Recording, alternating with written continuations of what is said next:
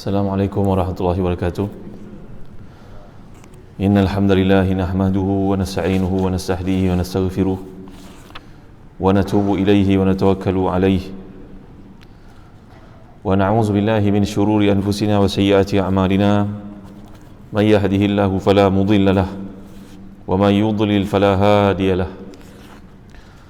Allahumma salli wa sallim wa barik ala Muhammad wa ala ali Muhammad kama sallaita wa sallamta wa barakta ala Ibrahim wa ala ali Ibrahim fil alamin innaka Hamidum Majid. Amma ba'd. Segala puji ke atas Allah Subhanahu wa taala. Selawat dan salam buat Rasulullah sallallahu alaihi wasallam. Kita sama-sama bersaksi bahawa tiada Tuhan yang maha benar disembah melainkan Allah Subhanahu wa taala.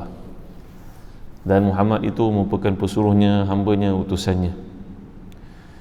Dalam sebuah hadis sahih riwayat Bukhari dan juga Muslim daripada Anas bin Malik radhiyallahu anhu, Nabi SAW telah bersabda,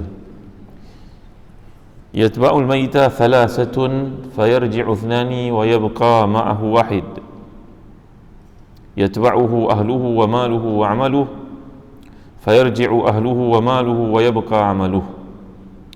Iaitulah maksudnya akan mengikuti si mati itu ke perkuburannya ada 3 perkara. Maka 2 akan pulang semula ke rumahnya, iaitulah keluarganya dan hartanya, manakala yang akan tinggal bersama-sama dengannya adalah amalannya. Al-Hafiz Al-Imam Ibn Rajab Al-Hanbali dan kitabnya yang bernama Jami' Al-Ulum Wal-Hikam itu satu kitab yang penuh dengan mutiara, panduan, bimbingan, kata-kata hikmat, azimat, yang kalau kita membacanya tuan-tuan, kita akan mendapati iman ada padanya.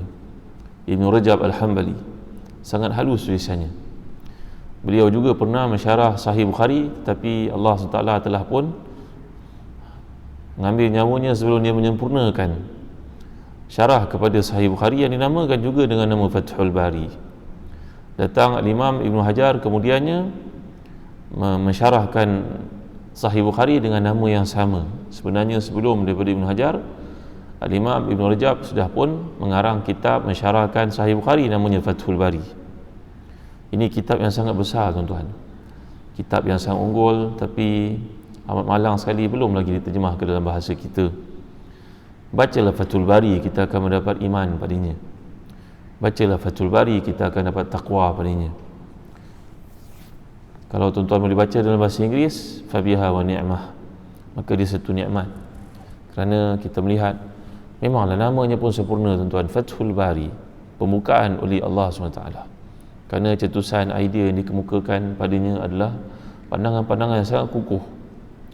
Maka kata Imam Ibn Rajab Al-Hanbali, ulama yang terkemuka ini tuan-tuan, hadis ini adalah satu penjelasan kepada kita semua yang pasti melalui detik-detik tersebut, bahawa ketika kita di dunia, kita memiliki keluarga yang kita bergaul dengannya, duduk bersama dengannya, makan dengannya, ketawa dengannya, gembira, seronok, bercuti, sebutlah apa sahaja. Dengan harta yang diberikan oleh Allah SWT itu, maka semuanya menjadikan kita kadang-kadang lalai tuan-tuan. Maka kedua perkara itu untuk pengetahuan akan meninggalkan kita sebelum kita meninggalkan mereka. Langkah benarnya kata-kata ini tuan-tuan. Bila ibu ayah itu menjangkau ke usia senja, anak-anak masih boleh dekat lagi. Tapi bila ibu ayah itu mula mengalami penyakit dan ada appointment kat hospital, maka seorang demi seorang daripada anak-anaknya yang ramai itu sudah tidak mampu lagi menjalankan tanggungjawab. Seorang minta maaf lah, saya sibuk, minta maaf lah, saya banyak kerja. Tuan-tuan, semua orang punya alasan sebelum lagi berlakunya detik-detik yang disebut oleh Nabi SAW ini. Maka dengan sebab itu kata Ibn Rajab dalam kitabnya Jami' Al-Ulum Wal-Hikam, orang yang berbahagia adalah orang yang menggunakan semua itu untuk membantunya mengingati Allah dan menjadikan ia sumber ketaatan kepada Allah SWT. Dia mengambil harta sekiranya dapat membantu dia ke akhirat, mengahwini pasangannya yang akan membantunya dalam urusan ketaatan. Sedangkan orang yang mengambil harta dan keluarga untuk menyibukkannya mengingati Allah, maka itulah orang yang rugi. Sebagaimana Allah SWT menjelaskan sikap orang-orang Arab Arab Badui pada zaman Nabi SAW dahulu yang mengatakan, a'udzubillahi minasyaitonir rajim, syaghalatna amwaluna wa ahluna fastaghfir lana. Wahai Muhammad, kami disibukkan oleh pengurusan harta kami dan juga anak pinak kami, mintalah kepada Allah agar diberi keampunan kepada kami. Ayat ini turun ketika Nabi mengajak mereka pergi ke menunaikan ibadah umrah, dan Nabi telah tersekat di tempat yang bernama Hudaibiyah dan berlakulah perjanjian Hudaibiyah di situ. Golongan Arab ini menyangkakan bahawa Nabi akan ditewaskan oleh musyrikun, oleh kaum Quraisy. Maka mereka tidak mahu ikut Nabi SAW dengan memberikan alasan keluarga dan juga pengurusan harta. Demikian juga Allah menyebut tentang sifat munafiqun dalam surah Al-Munafiqun. A'udzubillahi minasyaitonir rajim. Ya ayyuhalladzina amanu la tulhikum amwalukum wala auladukum an dzikrillah wa may yaf'al dzalika fa ulaika humul khasirun. Wahai orang-orang yang beriman, janganlah harta bendamu dan anak pinakmu melalaikan kamu dari mengasihi Allah. Barang siapa buat demikian, maka mereka itulah orang yang rugi. Dalam menjelaskan hadis ini, Jibril alaihissalam yang merupakan kekasih sahabat Nabi kita SAW telah datang untuk menyampaikan kepada Nabi satu mesej yang penting. Iaitulah kata beliau, wahai Rasulullah, ya Muhammad, ishma syi'ta fa innaka mayyitun wa ahbib man ahbabta fa innaka mufariquh wa amal ma syi'ta fa innaka majziyun bih. Wa'lam anna syarafal mu'min qiyamul lail wa 'izzahu istighna'uhu 'anil nas. Wahai Muhammad, hiduplah engkau sebagaimana engkau mahu. Cintailah engkau siapa saja yang kau suka. Buatlah apa yang kau mahu, apa yang kau kehendaki. Tetapi ketahuilah wahai Muhammad, sesungguhnya engkau akan mati dan engkau mencintai orang yang akan meninggalkanmu atau engkau meninggalkannya. Tak pasti mana satu yang akan meninggalkan yang lain, tuan-tuan ya. Begitu juga, buatlah apa saja yang kau kehendaki, semuanya akan direkodkan dan dibalas oleh Allah Subhanahu wa taala. Ketahuilah wahai Muhammad sallallahu alaihi wasallam, kemuliaan orang beriman itu dibangunkan oleh hubungannya yang rapat dengan Allah pada qiyamul lail, dan kehidupannya yang tidak bergantung pada sesiapa pun melainkan kepada Allah Subhanahu wa taala. Jadi dalam hidup ini kita minta pada Allah, pada manusia kita minta doa, minta bimbingan, minta ditunjukkan arah. Satu kisah yang dikemukakan dalam kitab Husnul Majalis, walaupun kisah ini hanya merupakan kisah ramziyah, kisah simbolik. Sekumpulan manusia naik kapal. Dalam perjalanan itu, badai memukul kapal dan karamlah mereka yang lemas-lemas, yang selamat-selamat. Antara yang selamat ni telah pun terdampar di sebuah pulau. Sebaik saja tiba di pulau itu, alangkah terkejutnya dia, sambutan orang di pulau itu amat luar biasa. Meraihkannya, menjaganya, bahkan menobatkannya sebagai raja, meletakkannya di atas singgasana. Dia pun hairan, kenapa dibuat begini ya? Maka orang pun mengangkatnya sebagai raja. Di kalangan yang datang itu merupakan seorang wazir yang kelihatan tua, buta, nampaknya macam orang saleh. Bila persidangan bersama dengan menteri-menteri kanan itu berakhir, dia yang diangkat, baru diangkat menjadi raja, dalam sekelip mata ini bertanyalah kepada wazir kanan yang kelihatan saleh itu, tuan tunggu sekejap, yang lain boleh beredar, dah jadi raja tuan. Maka orang buta yang tua ini pun duduk menunggunya. Kata, ada apa tuanku? Saya nak bertanya, apa hal mereka buat saya begini? Saya bukan keturunan raja pun, mana mereka tahu salah silap saya orang biasa-biasa. Dalam perjalanan naik kapal saya karam, saya pun hanyut, saya tiba kat sini, kenapa orang buat saya begini? Maka jawapan orang tua yang buta yang merupakan menteri itu berkata kepadanya, tuanku, beginilah kelakuan mereka pada setiap orang asing yang datang ke pulau ini. Tapi ketahuilah olehmu, wahai tuanku, kerajaan ini hanya berpanjangan selama 3 tahun saja. Lepas 3 tahun itu, tuanku akan dibuang di sebuah kepulauan lain, dihina, bahkan diancam untuk dibunuh. Oh ya ke? Ya. So apakah nasihat Tuan Menteri kepada hamba, kepada beta dalam tempoh ketika diraihkan begini? Jawapan menteri ini, tuanku suruhlah buat tempat yang indah di tempat tuanku akan dibuang itu. Sediakan orang-orangnya, sediakan rumahnya, sediakan kenikmatannya, sediakan apa saja. Sebelum 3 tahun itu berlalu, dan tuanku akan diperlakukan seperti orang banduan, dibuang, dipukul, dihina. Itu kelakuan orang di kepulauan ini. Mereka menyambut orang datang, orang asing dengan kerakyaan. Selepas 3 tahun mereka akan dibuang dengan kejam. Dibuang di situ, pasti. Semua orang telah dibuang di situ. Maka raja ni pun mengambil iktibar. Sepanjang pemerintahannya 3 tahun itu, dia suruh bangunkan tempat yang dia akan dibuang itu. Sediakan orangnya, sediakan rumahnya, sediakan segala kemudahannya. Kerana dia tahu dia akan berakhir kat situ. Lepas 3 tahun ketika dia buang, dia tidak hidup seperti orang-orang sebelumnya, raja-raja sebelumnya. Dia mendapat tempat yang istimewa, ada pelayannya. Kehidupannya tidak kurang hebat daripada sebelum itu. Maka inilah cerita ramziah, kisah simbolik dikemukakan dalam kitab Husnul Majalis. Berapa ramai di kalangan kita yang tahu destinasi kita besok adalah kubur yang gelap itu, dengan ulatnya, walaupun dia cantik, dinamakan Raudhatus Sakinah sekalipun, taman yang tenang. Tapi sanggup tak tuan-tuan duduk berhujan, berpanas kat situ, apatah lagi dalam lubang yang sempit itu? Maka ini laluan yang akan dilalui pasti. Kita menyaksikannya setiap hari. Adakah setiap orang mengambil pengajaran, membuat persiapan untuk tempat itu? Soalannya. Maka beginilah kehidupan. Hanya sebahagian saja yang mengambil pengajaran. Jadi dalam sabda Nabi SAW mengatakan kepada kita, ini pesan Jibril kepada aku yang merupakan pesan daripada Allah sebenarnya. Wahai Muhammad, hiduplah macam kau mahu, kasihlah siapa saja yang kau nak, buatlah apa saja yang kau kehendaki, tapi semua itu akan dibalas oleh Allah Subhanahu Wa Taala. Jadi bila seseorang itu mati berpindah ke alam yang baru, dia tidak akan dapat manfaat apa pun daripada keluarganya, daripada hartanya, melainkan amalnya sahaja yang akan menanti menunggu. Dan satu lagi kisah yang dikemukakan oleh Imam Al-Ghazali dalam Ihya Ulumuddin tentang kelakuan seorang bapa kepada 3 orang anaknya. Pertama, kedua, ketiga. Pertama itu dijaga betul-betul, kedua pun sama, ketiga dah kurang perhatiannya. Kadang-kadang isteri itu mengandung pun dia tak perasan datang nombor 3. Biasa nombor 3 ni dapat baju second hand je tuan-tuan, betul kan? Yang pertama diraihkan, hospital pun mahal. Yang kedua biasa, yang ketiga lagi lah luar biasa, lagi dah tak peduli langsung. Ya, sebab Allah gambarkan dalam firman-Nya, menceritakan tentang hamalathu hamlan khafifan famarrat bih falamma athqalat da'a Allah rabbahuma la in ataitana salihah lanakunanna minas salihin.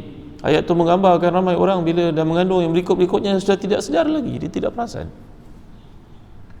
Pengalaman lalu sudah biasa baginya. Maka begitulah tamsilan Imam Ghazali kemukakan. Yang pertama itu diberikan rakyat, dijaga, pakaiannya baru, sekolahnya tinggi, bagus, serba-serbi dipenuhi. Yang kedua pun tak kurang sedikit. Yang ketiga dia sudah tak peduli, tak apalah nak, pandai-pandai engkau, pakailah baju apa ada. Kau sekolah pun, ya, dulu ayah bekerja banyak wang, sekarang ayah pun dah tak banyak wang, dah nak pencen, duit pun dah tak banyak. Ikut dan lah sekolah apa yang boleh lah, pendidikan lebih kurang lah. Maka tuan-tuan, tiba-tiba si ayah itu mengalami masalah besar, ditahan, nak dihukum tanpa dibuktikan. Maka ayah itu pun dilokapkan. Maka ayah itu pun diberi peluang untuk menelefon anak-anaknya, panggillah mana-mana anak kamu bantu ikat jamin. Dia pun telefon yang pertama, abang long, tolong abang long, ayah ni kena tahan malam ni, tak tahu apa hal Black Maria datang tangkap ayah begini. Ayah kena lepas nak, macam mana nak buat ni? Abang long cakap, Allah ayah, kesian ayah, saya minta maaf ayah tak boleh pergi ya, besok ada flight overseas, ada kerja kat luar, business trip, lagi 2 minggu balik. Oh ya ke? Allahu Akbar. Tak apalah nak, nanti abang minta tolong pada abang. Abang tolong nak, abang ni ada masalah sayang, abang ni kena tahan, tolonglah datang. Allah, abang ya ke? Saya tak boleh lah abang, minta tolong abang, memang tak dapat, saya kat luar negeri ni. Nombor 2 jawab, lagi seminggu balik. Maka si abah ni pun telefonlah anak nombor 3 yang tak diberi perhatian langsung. Abang cik, tolong abang cik, ayah ni ada apa ya? Ayah kena tahan polis nak, ayah tak tahu masalah, salah orang kot. Allah ya, baik saya datang sekarang. Dia datang daripada Johor Bahru naik basikal. Naik basikal daripada Johor Bahru. Umpamanya, bila nak sampai tuan-tuan kat Kuala Lumpur ni, duitnya tak ada, keretanya tak ada, motosikalnya tak ada, wang ringgitnya tak ada, hidupnya susah. Kerana kita tidak menjaga di waktu dia kecil-kecil, tidak bagi peluang pelajaran kepada dia, tak bagi pendidikan kepada dia, maka dia dapat hidup serba sederhana. Tamsilan kata Imam Ghazali, itu yang naik basikal itulah amalan kau, yang macam mana dia nak bantu kau ke akhirat nanti. yang kau jaga dan kau pupuk, kau bimbing, menatang bak minyak penuh itu adalah anakmu yang kau besarkan. Dia langsung tak pedulikan kau. Apa dia peduli? Dia ada kehidupan, dia ada isteri, dia ada benda yang ditarget dalam hidup. Maka yang akan menemanimu adalah amalanmu yang kamu tidak jaga itu. Ibarat anak yang bongsu, yang tidak diberi pendidikan, tidak diberi perhatian, macam mana dia nak menyelamatkanmu? Dia naik basikal daripada Johor Bahru. Kerja apa ni tuan-tuan? La ilaha illallah Muhammadur Rasulullah. Mudah untuk faham tamsilan dikemukakan ini. Baik, jika manusia mati dan mereka pindah daripada alam dunia, semuanya akan melupakannya. Isteri berapa lama dia ingat suami, tuan-tuan dimuliakan Allah sekalian? Berapa lama dia boleh ingat? Suami lagi lah tak ingat isteri, tuan-tuan. Kalau isteri sakit je dia tengok, awak sakit lah, siap awak sakit. Tuan-tuan dimuliakan Allah sekalian, inilah dia kehidupan dunia, tuan-tuan dimuliakan Allah. Sebab itu Allah SWT berfirman mengingatkan kita, a'udzubillahi minasyaitonirrajim, yauma la yanfa'u malu wala banun illa man atallaha biqalbin salim. Hari yang tidak beri manfaat harta benda dan anak pinak kecuali yang datang bertemu dengan Allah dengan hati yang sama sejahtera, yang punya amalan yang cukup. Sebab orang-orang bijak ini berkata kepada anak-anaknya, anak-anak sekalian, ayah dah kerja lama nak, 30 tahun ayah kerja, jadi pegawai kerajaan ke, jadi businessman ke, apa sahaja. Ayah dah sediakan penghidupan yang terbaik buat kamu dalam kemampuan ayah. Sekolah, pendidikan, ada wang sikit, takaful pun ada, cukup pandai-pandailah, dah ada ilmu yang dibekalkan tu, bekerjalah, buatlah yang terbaik. Ayah kena berehat, ayah kena buat persiapan. Sampai bila ayah nak bekerja macam ni tak henti-henti? Macam tu bicara orang-orang beriman. Ada orang yang kadang-kadang tak berhenti-henti fikir pasal anak dia, besok anak dia fikir tak hal dia soalannya. Saya kena dapatkan pendapatan untuk anak-anak pula, supaya mereka ni assured. Tuan-tuan, kehidupan dunia ni manusia pandai, tuan-tuan. Waktu malam rumah kita blackout, anak duduk kat rumah 11-12 malam tu dicari periuk, masak Maggi, jumpa, tuan-tuan. Betul tak? Gelap malam kita pada tidur dan kelentang-kelentung kat dapur. Apa benda ni? Dia jumpa benda dia nak cari, telur ke, kentang ke, bawang ke, apa semua dia jumpa. Itu kehidupan dunia. Yang si bapa ni risaukan sangat, buat apa? Akaun akhiratnya dah dilengkapkan ke atau belum? Ini soalannya. Ingat ketika Allah Ta'ala berfirman, a'udzubillahi minasyaitonirrajim, walaqad ji'tumuna furada kama khalaqnakum awwala marrah wa taraktum ma khawalnakum wara'a dhuhurikum. Kamu nanti akan jumpa dengan aku seorang diri macam ketika kamu dilahirkan dahulu, tak pakai apa-apa. Nangis baby itu, menangis itu tanda dia sihat lahir. Semua orang gembira melihat anak itu lahir menangis. Maka kata penyair, jadikan hari kamu hadir di bumi pertama kali kamu menangis, orang ketawa. Jadikan hari terakhir kamu di muka bumi kamu ketawa, mereka menangis. Boleh tak? Ketawa mereka ketika melihat kelahiran baby adalah gembira. Jadilah hubungan di antara lelaki dan perempuan, suami isteri, yang ikatan yang sah itu. Gembiralah ayahnya, maknya, mertuanya, adik-beradiknya, kakak dah beranak, 11 tahun kahwin tak dapat anak, semua gembira. Baby itu menangis tu kerana tangisannya melihat dunia yang akan dilalui, taklif yang akan berlaku atas dirinya. Tetapi pada hari akhir kamu jadikan sebalik. Kamu ketawa, mereka tak nampak kamu ketawa, tapi hati kamu bahagia. Mereka menangis kerana kamu orang saleh yang meninggalkan mereka. Macam tu. Ya, jadi Allah mengingatkan kita, kamu akan datang kepada aku macam aku hantar kamu ke dunia dahulu, seorang diri. Maka sekarang kamu datang kepada aku seorang diri juga. Dalam hadis menceritakan bahawa daripada Imam Muslim dalam sahihnya, hadis Abu Hurairah radhiyallahu anhu, idza matal insanu inqata amaluhu illa min thalath. Mati seorang tinggal daripadanya cuma 3 perkara: sedekatin jariyah, aw ilmin yuntafa'u bih, aw waladin salihin yad'u lah. Bila mati seseorang itu yang tinggal cuma 3 sumber saja: sedekah jariah, ilmu yang dimanfaatkan, dan keturunan yang saleh dan salihah yang mendoakan baginya. Mari kita tengok sesuatu, tuan-tuan dimuliakan Allah sekalian. Apakah benchmark yastik yang dimasukkan jariah ni, tuan-tuan? Adakah tiap Jumaat kita hulur RM5, kalau ada lebih bagi RM10? Itu agak-agak. Mesti ada kiraan tu tuan-tuan.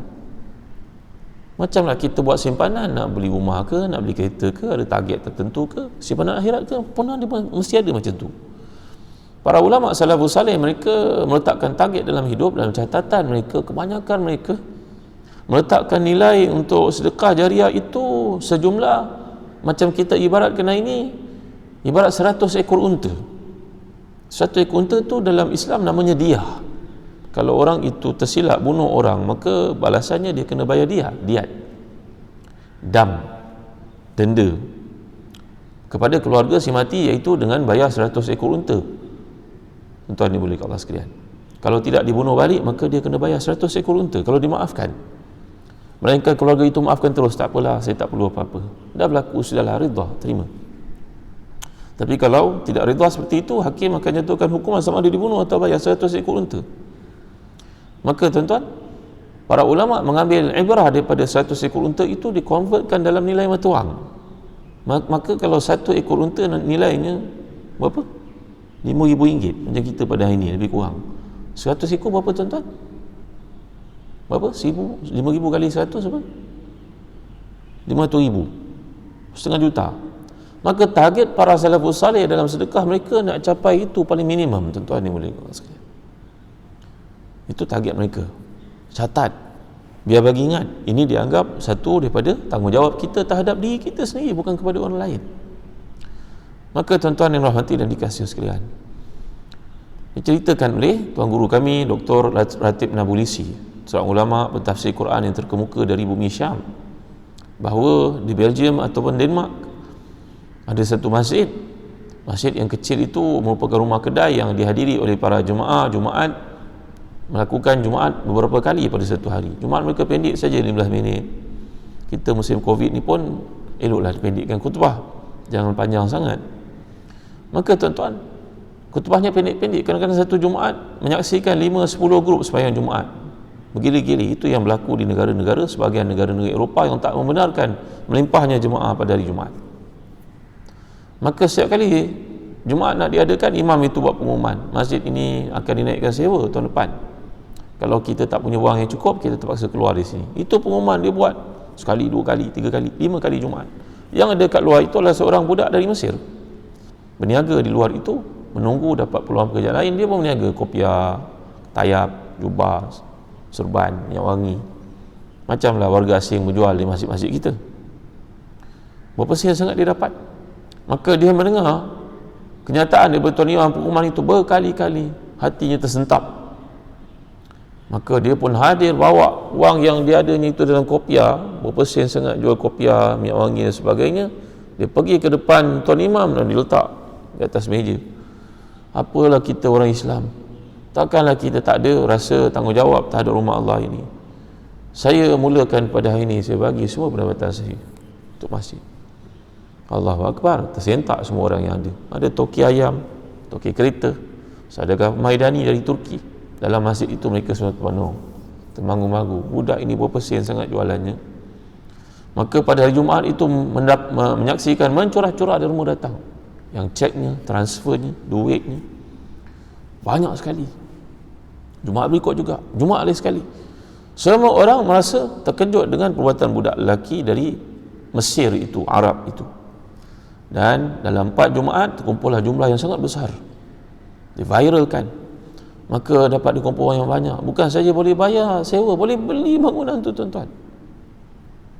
Maka semua orang berterima kasihlah kepada budak muda dari Mesir yang telah menyuntik semangat derma ni tadi tuan-tuan.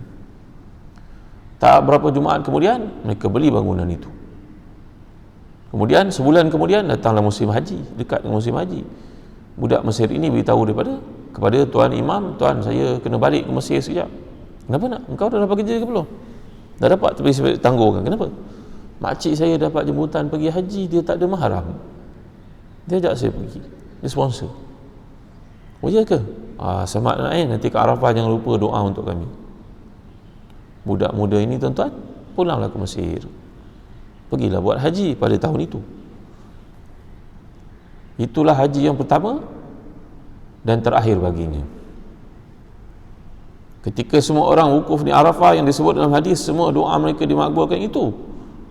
Dia duduk berwukuf dan menangislah dia bersungguh-sungguh minta keampunan, dan pada waktu itu dia meninggal dunia, tuan-tuan, ketika sedang wukuf.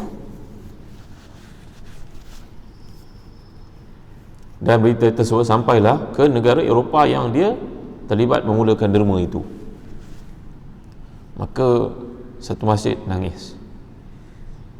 Kadang-kadang kita nak hidup ini, kita tengok ada orang bersemangat buat baik, kita tak mampu buat baik macam dia, maka jangan matikan semangat dia, tuan-tuan. Mungkin pada waktu itu imannya sedang meningkat tanpa dapat dikawal. Kita rasa orang ni macam mana menunjuk, tapi sebenarnya tidak, tuan-tuan. Sebenarnya kerana keimanan dia memuncak pada waktu itu. Seperti budak muda ni tadi dikatakan oleh tuan guru kami, Syekh Dr. Ratib Nabulisi. Dia datang semua tengok, apa hal, banyak sangat ke duit kau, aku lagi banyak duit. Tapi bukan itu poinnya. Poinnya kerana dia rasa tak patut sangat aku tak buat apa-apa. Jadi tuan-tuan dimuliakan Allah sekalian, itulah dia dalam bab melakukan kebaikan, bukan dikira pada banyaknya, tadi pada kesungguhannya, pada kualitinya. Kalau ada target dan dapat dicapai, sangat bagus. Yang dibimbangi adalah dalam urusan dunia kita letak target macam-macam. Anak saya rumah kena ada seorang 1 juta, kereta kena pakai kereta sekian-sekian. Itu target, bukan? Bagaimana dengan akhirat kita? Ada tak target-target seperti itu? Jadi inilah yang dimaksudkan Nabi SAW, sedekah jariah mesti letak target. Apa benda yang kita nak buat, apa benda yang kita nak capai. Ya. Yang kedua disebut di sini ilmu yang dimanfaatkan. Ilmu ni bukan ilmu akhirat saja, tuan-tuan, kadang-kadang ilmu dunia. Ilmu dunia yang dikongsi dengan orang, padahal ini zaman viral. Usahawan-usahawan Islam ramai yang berjaya dan membuat sharing dan diviralkan, bagus, alhamdulillah. Macam ada satu yang diviralkan kepada orang ramai, seorang usahawan yang dia pun tak tahu kan memviralkan kata-kata itu, rekod dengan anak buah aja, anak buah pun pergi panjang-panjang kan, ribu-ribu orang sambut, orang tolong forward kan, betul kata-katanya. Ilmu ini dimanfaatkan, tuan-tuan dimuliakan Allah sekalian. Kadang-kadang ilmu itu semudah kita mengajar orang memasak. Kadang-kadang ilmu itu semudah kita mengajar orang mengadakan kuliah online. Anak-anak graduate daripada universiti banyak tak ada kerja, tuan-tuan. Kadang-kadang dia pergi kerja pun tak berbaloi dengan pendapatan pada hari ini. Maka seorang datang, kau pandai mengaji kan, kau belajar kuliah agama kan, bahasa Arab kan, pendidikan Islam kan, pakcik ajar engkau, abang ajar engkau, kakak ajar engkau bagaimana cara engkau online, engkau boleh ajar orang. Maka berjaya dia mengajar. Seorang budak perempuan keluar daripada universiti terkemuka, tak ada kerja, pelajarannya pandai. Maka dianjurkan oleh seorang temannya, engkau buatlah kelas online, ramai orang nak belajar tajwid, kau jangan charge mahal, murah je, talaqi, musyafah. Maka ramailah orang daripada Sabah, tuan-tuan, belajar daripadanya. Dia tak pernah kenal pun orang itu. Sekarang dia pun lega, boleh bayar sewa rumah, boleh bantu mak, adik-beradik, walaupun tak perlu keluar rumah, hanya kelas online daripada maghrib sampai ke isyak. Maka besarnya pahala orang yang ajar dia itu, tuan-tuan, supaya dia ada kehidupan. Nampak tak, tuan-tuan dimuliakan Allah sekalian? Jadi pada kita pada hari ini, berkongsilah apa yang kita ada, ilmu yang kita ada, sampai kepada orang. Pakcik dah buat banyak kesilapan dalam perniagaan ni, mai pakcik ajar kau jangan buat kesilapan ni. Kalau kau buat memang berat, jangan buat macam ni, cara macam ni, betulkan macam ni. Engkau accounts kena kuat, engkau HR ni jangan pandang mudah, staff kau dah ramai. Contoh, tuan-tuan dimuliakan Allah sekalian. Yang ketiga, iaitulah anak yang saleh yang mendoakan untuknya. Bagaimana anak itu nak jadi saleh kalau kita tak pernah titik beratkan pendidikan agama kepadanya, tuan-tuan. Hari Sabtu Ahad seperti ni, nak kejut anak-anak pun rasa macam serba salah, menantu apatah lagi. So akhirnya semua mereka malam sembahyang subuh pukul 10 pagi. Kalau sembahyang pun si ayah, si ibu takut nak tegur anak-anak, lah kesian anak-anak, malam tadi tidur lambat, malam tadi tengok movie, kang tegur-tegur, kang tak balik rumah pula. Dia lebih suka redha anak dia daripada redha Allah SWT. Ya, sedangkan Allah yang beri kepadanya segala-gala nikmat. Anak itu Allah juga yang bagi. Macam mana anak nak jadi saleh kalau pendidikan Al-Quran dan hadis tidak jadi keutamaan dalam keluarga, tuan-tuan? Macam mana anak itu boleh jadi anak yang saleh, yang salihah kalau perkara-perkara bersifat kebaikan, peluang untuk melakukan ketaatan tidak dianjurkan kepada mereka. Ada pula ibu bapa yang kata kepada anak-anak, engkau ni bila boleh ada boyfriend? Dia pula suruh anak dia ada boyfriend, nak pergi jalan dengan anak lelaki orang lain ke sana kemari. Dia bangga pula. Dia bangga pula kalau anak dia pakai seksi, tarik perhatian orang dan sebagainya.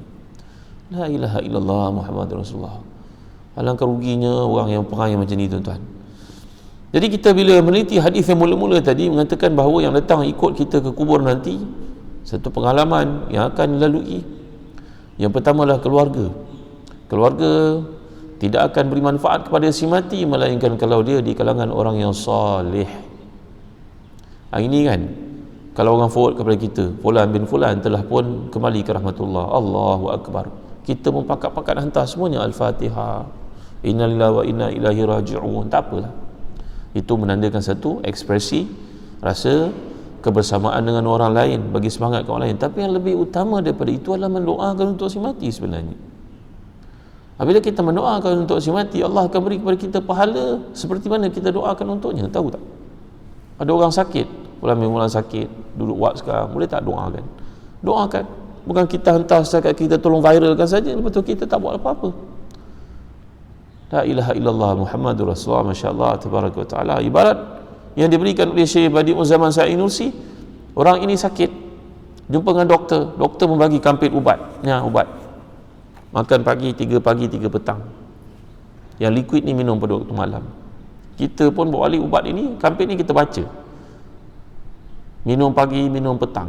Makan pagi, makan petang. Baca je, buat je tidak. Buatlah tuan-tuan, buat sesuatu lah. Mana sampai mesej kepada kita, apa salahnya? Angkat tangan terus.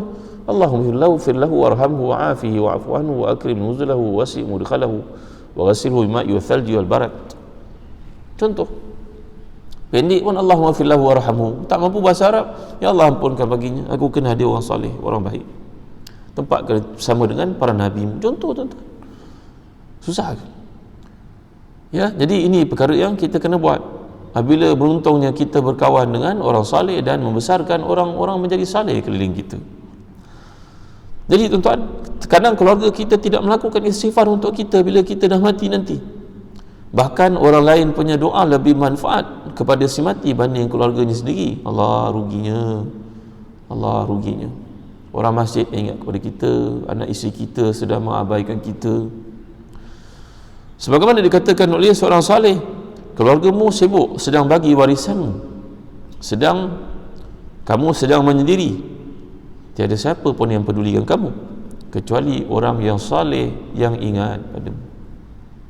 Ya, itu kata apa yang dimakan jadi buangan, apa yang ditinggalkan jadi rebutan, apa yang diamalkan itulah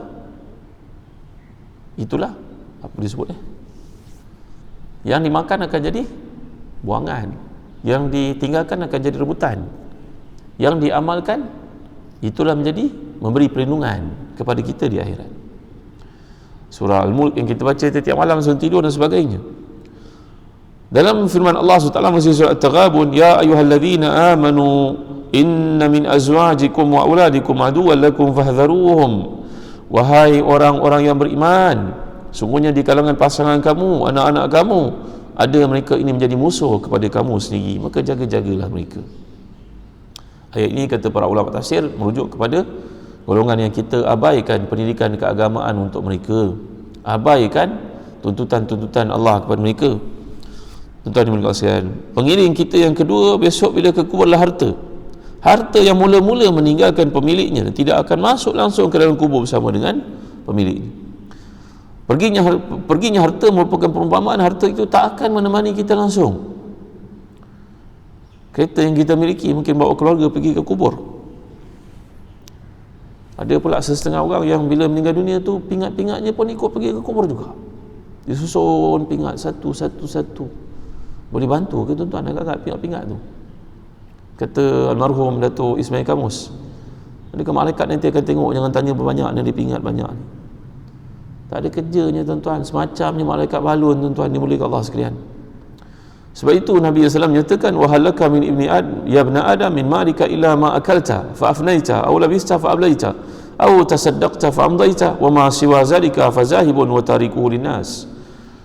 Wahai manusia, tahu tak kamu, harta yang kamu makan, harta kamu adalah apa yang kamu makan, ia jadi buangan. Yang kamu pakai, ia menjadi lusuh. Yang kamu sedekah, itulah yang akan dicatatkan untukmu. Yang kamu tinggalkan, semuanya akan dibahagi-bagikan orang. La ilaha illallah Muhammadur Rasulullah. Kadang-kadang harta tu, faraid itu, tiba-tiba dijemput, yang tak dikenali daripada kalangan keluarga pun dapat juga. Dia pun terkejut, oh aku pun dapat juga. Dia pun datang ambil. Apa dia buat tuan? Terima kasih ya, dia pun pergi. Apa doa pun tak ada, terima kasih pun tak ada untuk si mati. Sebenarnya orang yang dapat faraid ini ada tanggungjawabnya. Kalau si mati tinggalkan anak-anak, dia kena jaga. Sebab itu dia dapat bahagian faraid, kerana dia punya tanggungjawab. Tapi berapa ramai anak yatim yang tidak dapat perhatian, kerana harta sudah habis dibahagikan, semuanya tidak pandang ia merupakan tanggungjawab untuk melihat anak-anak itu. Dalam sebuah hadis lain, Nabi telah bersabda, ayyukum malu warithihi ahabu ilaihi min malihi, qalu ya Rasulullah ma minna ahadun illa maluhu ahabu ilaihi, qala fa inna malahu ma qaddam wa malu warithihi ma akhar. Satu hari Nabi SAW telah bersabda kepada para sahabat, siapa dengan kamu yang suka harta keluarganya lebih daripada hartanya sendiri? Harta adik-beradiknya, harta pewarisnya, harta kaum kerabatnya, dia lebih disukai daripada harta dia. Mereka menjawab, mana ada orang begitu wahai Rasulullah, tentulah harta kita lebih suka. Nabi telah menjawab, ketahuilah oleh kamu, yang kamu tinggalkan itu merupakan harta keluarga sebenarnya. Dia tak akan ingat kamu dah. Yang kamu buat untuk Allah itulah menjadi simpanan akhirat kamu. Maka harta seorang tidak akan manfaat bagi pemiliknya selain apa yang diberikan untuk dirinya, diinfakkan di jalan Allah. Sedangkan apa dimakannya, dibelinya untuk pakaian, tiada dosa atasnya, tapi semuanya akan berakhir. Yang ditinggalkan akan dibahagi-bahagikan orang. Maka ingatlah selalu untuk membuat pembahagian. Macam ibarat kehidupan kita sendiri tuan-tuan, seperti diumpamakan tadi. Ayah dah habis naik, ayah punya tanggungjawab pada kau semua dah selesai, kau semua dah ada suami, dah ada isteri.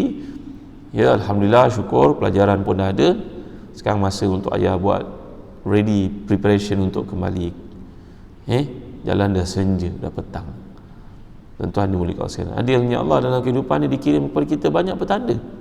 Tidur malam pun sudah tidak enak lagi, di kepala pun sudah ada sinaran tersendiri, uban itu. Mata pun sudah tidak nampak macam dulu-dulu, kesihatan pun dah tak tip-top macam dulu. Ini semua signal Allah kirim supaya ready. Jadi alangkah malangnya kalau pada waktu itu pun masih sibuk lagi dengan berkecimpung urusan-urusan keduniaan yang tidak pernah ada penyelesaiannya. Salah seorang penguasa berkata kepada Abu Hazim Salamah bin Dinar yang sangat zuhud, kenapakah kami ini benci kematian?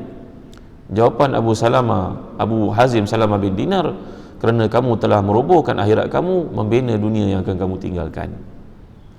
Macamlah cerita tadi, dia hanyut di kepulauan, maka dia telah mengarahkan semua rakyat tentera untuk membina bagi dia mahligai yang cantik di tempat dia akan dibuang itu. Ini dilakukan oleh sebahagian manusia, sebahagian besarnya tidak. Sebahagian besarnya dia buat di tempat yang dia akan dibuang itu, dia akan ditinggalkan itu, dia akan dilupakan itu. Tempat yang satu lagi diabaikan terus. Tuan-tuan, setiap kali Ibnu Umar menyukai suatu daripada hartanya, dia akan segera membelanjakan di jalan Allah. Pada satu hari dia menunggangi kuda miliknya, dia rasa sangat gembira ada memiliki unta tersebut, unta. Tiba-tiba dia pun turun dari unta itu dan menyedekahkannya untuk Allah SWT. Allah, inilah iman para sahabat. Lan tanalul birra hatta tunfiqu mimma tuhibbun. Kamu takkan sampai kepada martabat iman yang paling tinggi sehingga kamu berikan apa yang terbaik yang daripada kamu. Kita tak mampu nak buat seperti ini. Cuba kita amalkan benda yang simple-simple. Kita nak beli baju ada, hadiahkan kepada orang. Contoh, memanglah cantik lagi, dia juga adalah sebahagian daripada kita, bukan? Saudara kita, dia pakai, kita dapat pahala. Ya, kalau kita ni rasa malu pakaian kita tak ada orang nak pakai, hantarlah kepada pihak yang boleh mengagikan pakaian dengan niat, ya Allah, aku sayang baju ni, tapi aku ada baju baru, aku tak tahu bila nak pakai baju ini. Mulakan perkara-perkara seperti ini, kerana kita tak mampu buat macam Ibnu Umar. Yang menaiki unta itu ibarat kereta mewah, dirasa seronok. Kereta itu diwakafkan untuk Islam. Kita takkan mampu buat benda begini. Buatlah apa yang kita boleh. Kita pergi ke pasar raya beli buah-buahan, ingat jiran kita. Apa salahnya kalau kita beli apple satu kampit itu, satu plastik, beli satu yang elok seperti itu untuk bagi jiran kita juga. Maka ini tanda iman, tuan-tuan. Para sahabat dahulu mereka tak punya wang. Mereka kalau masak, mereka banyakkan kuahnya kerana tak ada daging. Kuah itu dibanyakkan kerana boleh diagi-agi kepada jiran tangga, boleh dimakan dengan roti. Itu amalan para salafus salih. Kehidupan mereka sangat zuhud. Saya terbaca dalam buku bertajuk Safahat min Syada'idil Ulama fi Ta'lif fil Ilmi wa Tahsil oleh Imam Abdul Fattah Abu Ghudah, juga seorang muhadis dari bumi Syam. Dulu sebelum Imam Syafi'i ada seorang ulama hadis yang terkemuka namanya Zaid bin Hubab Al-Khurasani Al-Kufi. Hidupnya sangat sederhana, zuhud. Tuan-tuan dimuliakan sekalian, dia nak menyampaikan ilmu, orang datang belajar hadis dengannya. Imam Ahmad pun kata aku belajar hadis dengannya. Kerana tidak ada pakaian macam orang telanjang, pakaiannya lusuh. Kalau dia sembahyang nampak aurat di belakang, tuan-tuan. Maka dia nak mengajar anak-anak muridnya, dia tak ada baju, bajunya sangat lusuh, nampak kulit. Dia kata pada anak-anak muridnya, duduk luar nak aku ajar daripada dalam, tutup pintu. Kami dengar suaranya menyampaikan hadis di belakang pintu, kerana kami tahu dia tak ada pakaian. Subhanallah, Masya Allah, Tabaraka wa Ta'ala. Ya, kisah-kisah ini kita baca jadi macam cerita dongengan. Kalaulah seseorang mereka hidup pada zaman kita pada hari ini, tentulah dia mengatakan kita sudah berada dalam syurga, tuan-tuan, kerana kenikmatan yang kita alami pada hari ini. Ya, yang ketiga yang dimasukkan dalam hadis ini adalah amal saleh yang ikut bersama menemani pemiliknya dalam kubur. Amal itu tetap tinggal bersama dengannya sehingga dia dibangkitkan, dan akan mempertahankannya dengan izin Allah SWT. Akan menemaninya ketika dia disoal di depan Allah, akan membawanya menyeberangi titian sirat.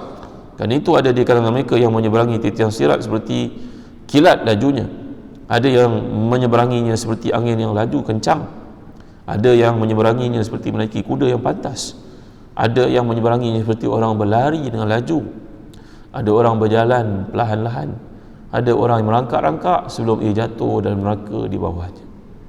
Semua itu sangat bergantung kepada amal yang dilakukan. Memanglah seseorang boleh berkata, yang masukkan saya dalam syurga adalah rahmat Allah. Rahmat tidak akan dapat tanpa amal, tuan-tuan. Begini contohnya, kata Imam Mutawi Sya'rawi, contoh untuk mudah faham. Bayangkan seorang anak belajar bersungguh sehingga mendapat lulusan yang cemerlang di SPM ni. Sang ayah berkata, nak engkau belajar betul-betul dapat straight A SPM, ayah belikan kau sebuah Myvi. Ayah ni berkata kepada ni, wah, anak ni pun belajar sungguh-sungguh, nak kereta, nak belajar kursus yang dia punya nanti, maka dapatlah kursusan cemerlang SPM straight A. Oleh kerana terlalu gembira, dia pergi ke kedai kereta, tunjuk pada tauki kedai kereta, tuan, itu ayah saya bawa datang, kata kalau saya dapat straight A, dia nak bagi kereta ni. Ni CJ saya. Dia tunjuk pada pemilik kereta. Kedai pemilik kereta pun kesian kat dia. Betul ayah kau cakap itu, aku ingat. Tapi nak ni tak boleh beli kereta ni, yang boleh belilah wang. Maknanya si anak ni kena jumpa ayah balik semula, bukan? Begitulah tamsilannya. Belajarnya bersungguh-sungguh itu amalnya. Ya, keputusan yang cemerlang itu amalnya, amal salehnya, sum'ahnya, statusnya, prestisnya, reputasinya. Syurga itu adalah kereta umpamanya. Tapi kereta itu tak boleh dimiliki dengan sijil yang cemerlang saja, kena ada wang. Wang itu adalah ridha Allah, rahmat Allah datang kerana usaha yang dilakukan. Jangan seorang kita kata orang masuk syurga kerana rahmat Allah, habis tak payah beramal ke? Nabi SAW adalah manusia yang paling terpuji dan memiliki tempat yang paling mulia, maksum lagi, Nabi tetap beramal kerana amalan itu yang akan menyebabkan tumpahnya rahmat Allah kepada seseorang. Maka jangan ada di kalangan orang berkata, tak apalah, lebih kurang lah, rahmat Allah yang penting. Macam mana kau dah dapat rahmat Allah kalau kau tak berusaha? Begitu tuan-tuan dimuliakan Allah sekalian. Baik, jadi sebagian ulama salaf mentafsirkan ayat man kafara fa alaihi kufru wa man amila salihan fa li anfusihim yamhadun. Orang kafir maka dia sendiri menanggung kekafirannya.